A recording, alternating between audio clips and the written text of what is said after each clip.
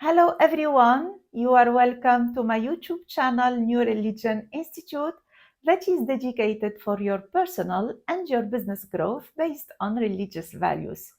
In this video, I will present the sixth course in cognitive linguistics. You asked me to present courses in my specialty, cognitive linguistics, in multiple languages because my channel is multilingual, mainly in Arabic and in English and in French. So here is a course in English about a very important theory in cognitive linguistics, which is the theory of mental spaces. So our lesson is about mental spaces. What are mental spaces? First of all, we got to know that mental spaces were created as a theory by Gilles Fauconnier in his book published in 1984 in French. It's called Espaces Mentaux. And it was developed later on by himself in another book. For example, in 1997, he published his book Mappings in Thought and Language that is very much important because he developed his standard theory, a standard version of the theory of mental spaces. Later on, he worked with Mark Turner and they published together another book in 2002 called or entitled The Way We Think. So it's very much important book because their theory in this book changed a lot. They evolved their concept of mental spaces to a concept called blended spaces. Blended spaces. So mental spaces are the standard version of the theory, whereas blended spaces are the extended version of the theory. And I will explain in this course, in this video, what is mental spaces. So I will explain the theory in its standard version. You know, always we got to have like researchers that are updated. You know, our research, academic research, I mean, got to be updated. So now, if someone wants to do a research on mental spaces, he got to rather interest himself about blended spaces because they are the extended version of the theory, so that his research will be updated. But nevertheless, he got to have an idea about the standard theory. You know, it's like the theory of Chomsky, for example. You can't understand very well his minimalist program if you don't understand the standard version of his generative grammar. So what are mental spaces? I will explain this through these 6 examples. And first of all, I got to mention that mental spaces are one of 2 principles, you know. So this is the second principle. mental spaces are the second principle, and the first principle is domain. The domains or frames, semantic domains or frames. These two principles are responsible of structuring the conceptual structure, conceptual structure. So every conceptual structure is mainly formed by these two principles, either by domains or frames or by mental spaces. It means that we structure our concepts either by the projection of domains on each others, like it is well established in semantics frame by Fillmore, or by Lakoff and Johnson in their conceptual metaphor theory. We project a domain or a frame onto another one so that we generate a conceptual structure that is embodied in multiple realizations. I mean linguistic realizations. For example, and I explained this in a previous lesson. For example, if we say life is a journey, okay? Life is a journey. This is a conceptual structure. This is a conceptual metaphor that is in our unconscious mind, but it is governing our realizations, our linguistic like utterances, for example, we say, oh, my objective is so clear now to my mind. I am in the right path. I am starting a new project, etc. A lot of other utterances that may be the embodiment or the realization of this conceptual metaphor or conceptual structure. This conceptual structure was formed by the frame, the first principle, by the projection of source domain, that is the journey, onto the target domain, that is life. Another principle to structure concepts is mental spaces. So now I will explain what are mental spaces. Let's begin by reading our examples. First example, 1, Gina bought a sports car. 2, Giorgio believes that Gina bought a sports car.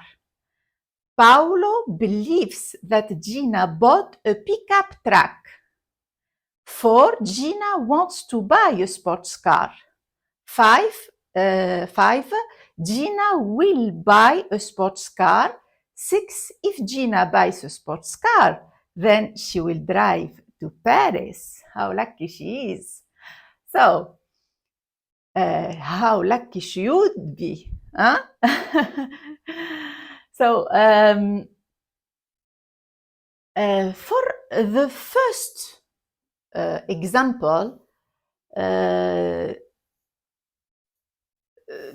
event is matching, is supposed to be matching the reality, Gina bought a sports car. Why? Because the sentence is describing a fact, is affirming a fact. So it seems unproblematic. We can say it's true or false according to the degree of matching the reality. If it matches the reality or not. If yes, it's true, we say it's true. If not, it's false. So it's clear. 2, 3, 4, 5, 6, on the contrary, they are problematic. Why? Because we don't know where is the event occurring. Giorgio believes that Gina bought a sports car. This is in the belief of Giorgio. So is it true or false? It's true in his belief, according to him. We don't know if it's true or not in the reality. It may be false in the reality if one is true, but it's true, it's still true in Giorgio belief. Paolo believes that Gina bought a pickup truck. This is another belief. So beliefs can be contradictory, and can contradict the reality as well. Gina wants to buy, so here is a want, a wish, a desire of Gina. This is problematic. Where is this desire occurring? Is it real? Is it in the real world? But she didn't buy yet the sports car. She just wants to buy. She will buy the same here. In another time in the real world, maybe the event will occur. If Gina buys, then, so it's like eventual or hypothetic event in sex. In the truth conditional model, which is the model of the structuralism, you know that in linguistics there is a big shift, paradigm shift, from a structuralist approach that is mainly represented by de Saussure in Europe and Noam Chomsky in America, on one hand, and the pragmatics, that is the study of language in its use. It's non-structuralist approach. So the model of code or the model of truth condition is a structuralist model. So it was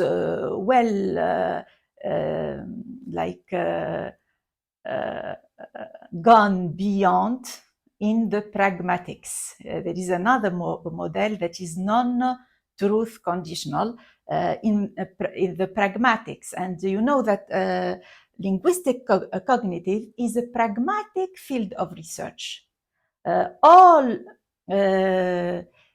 pragmatic studies aren't necessarily cognitive, but all cognitive studies are pragmatics necessarily. Why? Because we have as well the enunciative linguistics that is pragmatic, but it's not cognitive. So in a truth conditional model, in the code model, one is unproblematic, but from 2 to 6 there is a problem. These events, where do they occur? If they don't occur in the reality, where do they occur?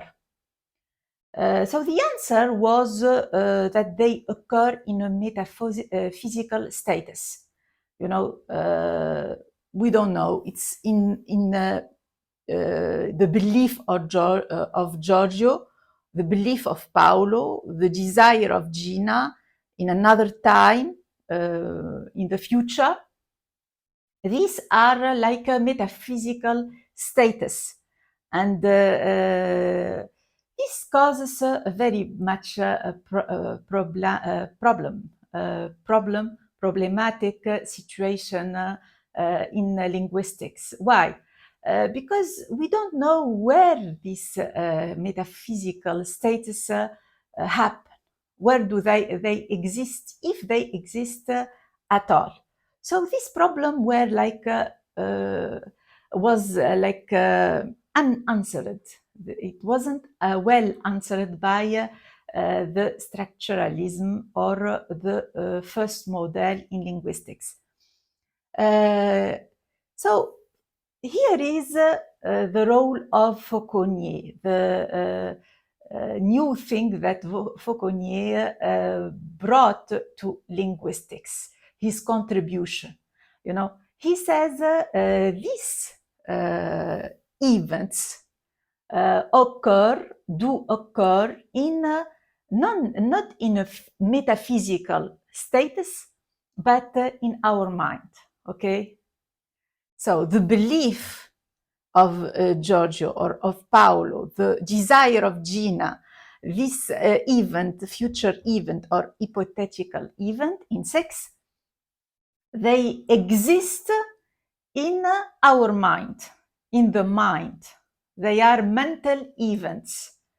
And he said they exist in spaces, you know, mental spaces.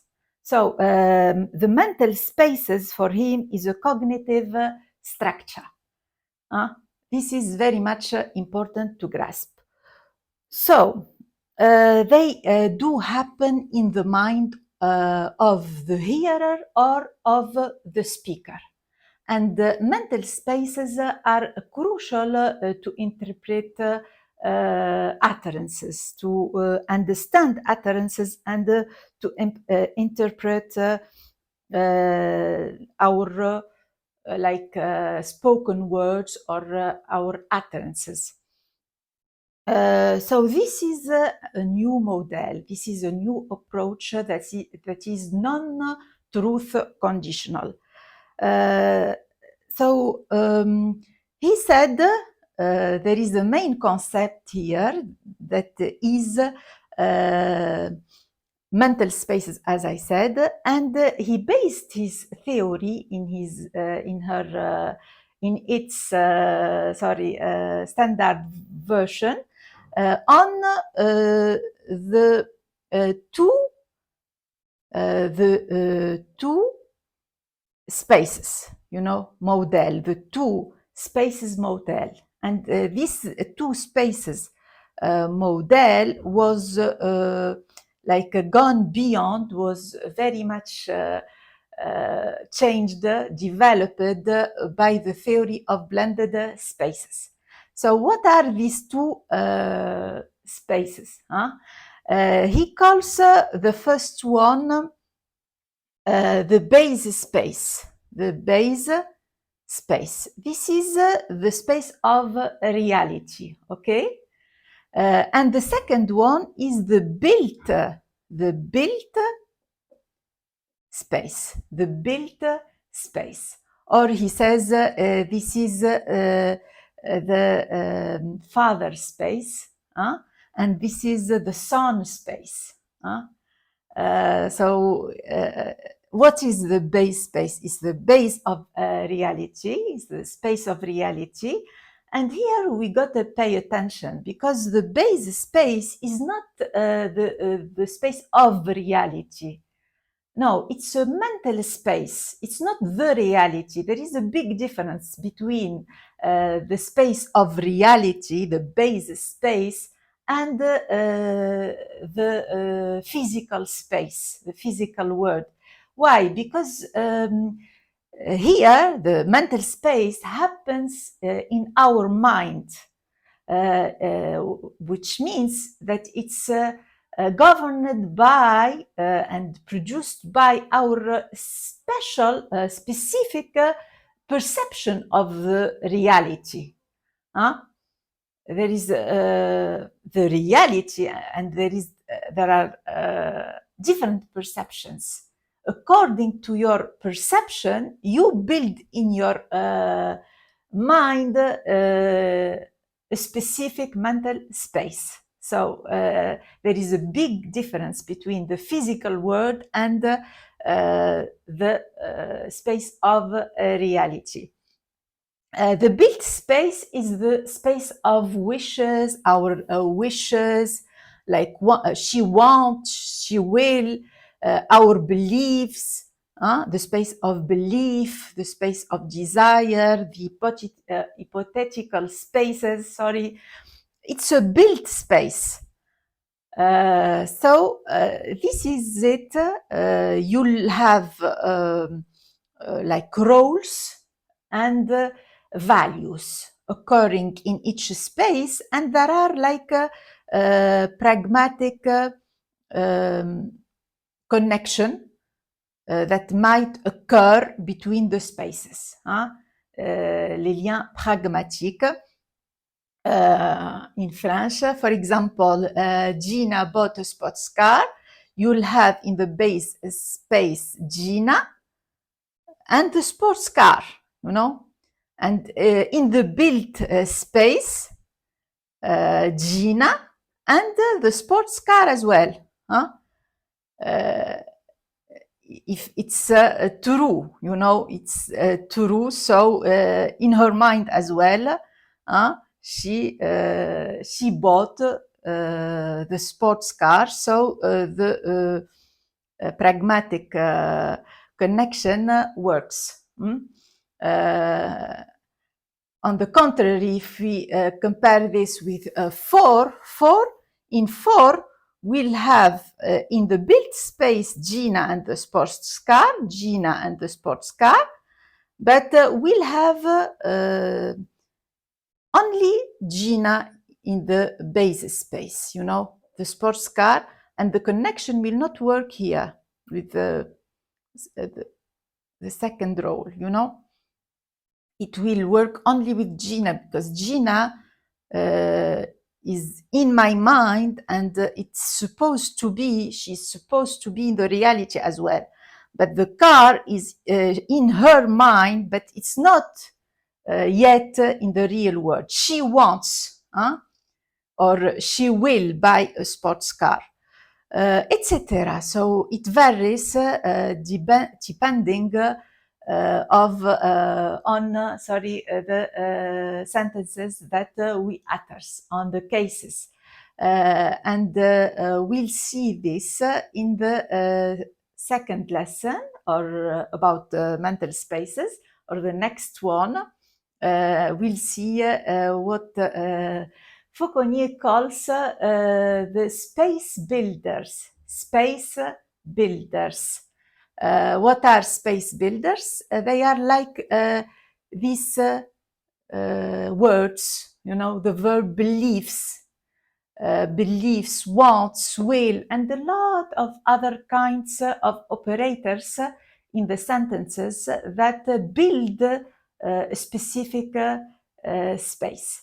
We'll see this in the next video, inshallah. Thank you so much. I hope it was useful. I'm sure it will help you in your studies if you are interested in mental spaces. Thank you so much and see you soon.